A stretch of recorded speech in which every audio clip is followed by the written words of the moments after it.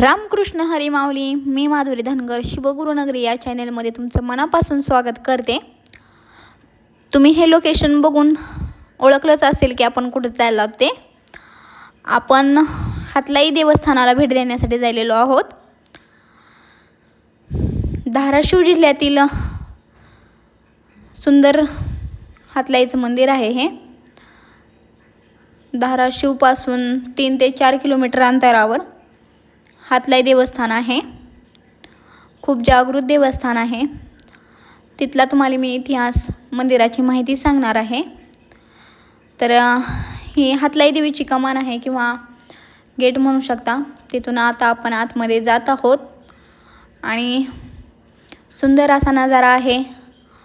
भोवती हिरवागार परिसर आहे. खूप छान रस्ता आहे जाण्यासाठी. आणि इथं खूप लोक येतात.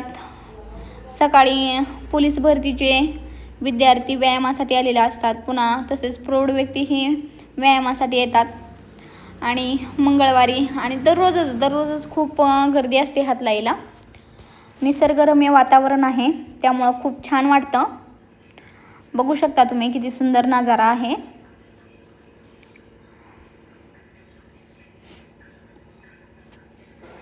तीन ते 4 किलोमीटर अंतर असेल खालून वरती येण्यासाठी. आणि रस्ताही आहे आणि जुन्या पायऱ्याही आहेत. दोन्ही मार्गाने आपण येऊ शकतो. आपण हातलाई देवीवरती पोहोचलेलो आहोत. समोर बघू शकता देवीचं मंदिर आहे आणि भोवताली खूप सुंदर परिसर आहे. हिरवीगार झाडे मनाला वेड लावून जातात. इतका सुंदर नजारा आहे. आणि पावसाळ्यात तर खूप छान वाटतं इथं.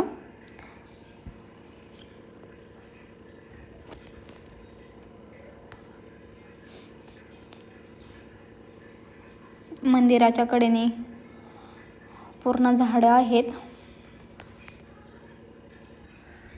आपण मंदिरामध्ये आलेलो आहोत. समोर बघू शकता तुम्ही हातलाई देवी आहे. तर मी तुम्हाला हातलाई नाव हे कसं पडलं त्याचा इतिहास सांगणार आहे. तुम्ही तोपर्यंत दर्शन घेऊ शकता. खूप छान रूप आहे तिचं.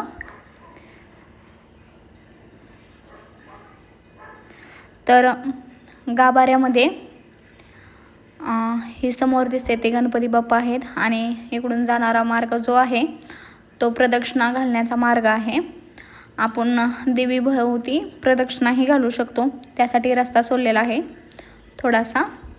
तिथून आपण प्रदक्षिणा घालू शकतो देवीला.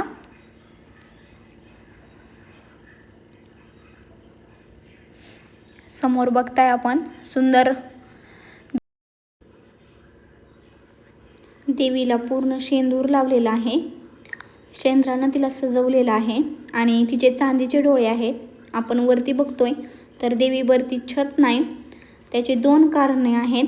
एक म्हणजे जेव्हा छत टाकण्याचा प्रयत्न झाला तेव्हा तिथला छत उडून गेलेला आहे. तिथं छत टिकत नाही अशी लोककथा आहे. आणि दुसरी म्हणजे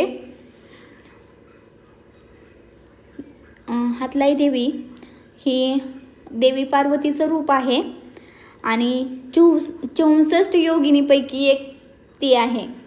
आणि योगिनी ही निसर्गाशी जोडलेली आहे. आकाशगामी देवता मानली जाते.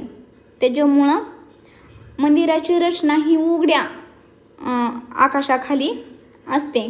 जी योगिनी असते ना, तर त्यांची असं निसर्गरम्य वातावरणात आणि उघड्या आकाशाखाली त्यांची मंदिरं असतात. त्यामुळं तिथं छत नाही. देवीच्या वरती छत अजिबात नाही. ही 2 कारणं आहेत. आणि मी तुम्हाला हातला देवीचा नावाचा इतिहास सांगणार आहे.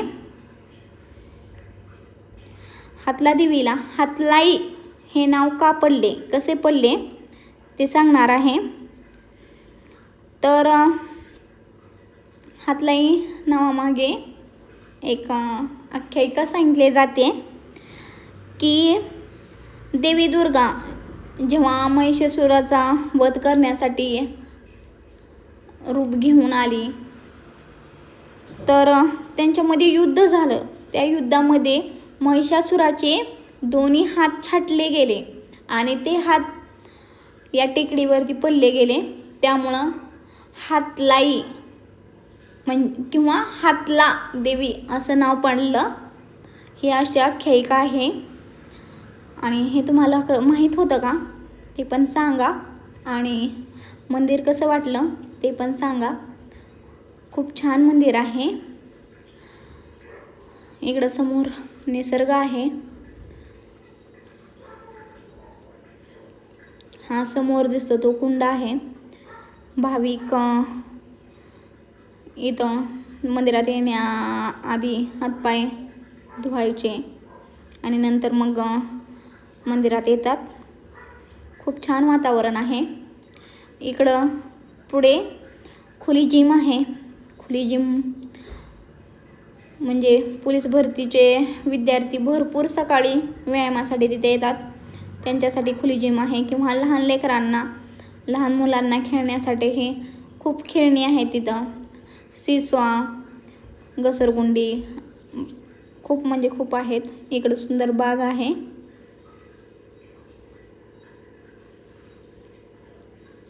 खूप छान वातावरण आहे. आणि हातलाई देवी ही बालाघाट डोंगर रांगेमध्ये येते. खूप छान नजारा आहे इथला. निसर्गरम्य वातावरण आहे. धाराशिव जिल्ह्यातील एक पर्यटन स्थळ म्हणूनही तिला ओळखलं जातं.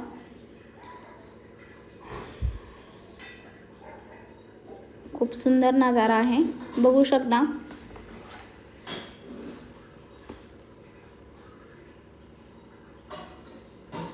तुम्ही कधी आलता का हातला देवीला? आपले धाराशिवकरांसाठी फेमस आहेच, पण बाहेरचे कधी आलात तर नक्की भेट द्या.